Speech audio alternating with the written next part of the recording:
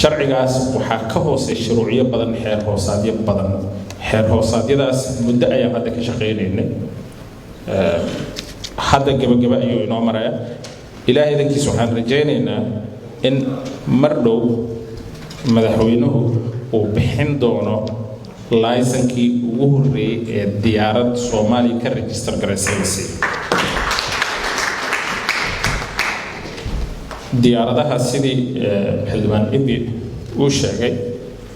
waxaad arkaysaa in diyaaradaha wadanka ka shaqeeya oo idil ay ka register garaysay wadamo kala duwan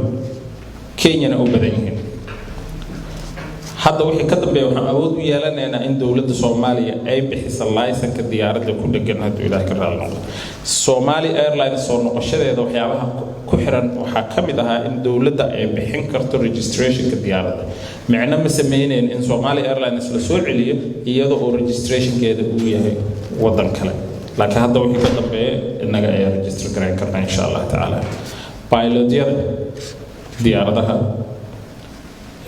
laysamadooda waxay ka haystaan wadamo kale air traffic controllers keena dadka hawada soo hagay muddo dheer oo Soomaalida ah oo khubara laysankooda wuxuu ku xirnaa wadamo kale airworthiness diyaaraddu inay duuli karto inaynan duuli karin qofka go'aankaasi gaaray laysankiisa waxa bixin jiray wadamo kale hadda waxaan awood u yeelanaynaa in aan inaga bixino inta mandate-keena anaga uusan dhamaanin bishii July iyo August dhexdeeda ayaan intaas oo dhan insha Allah taala aan sameyn karnaa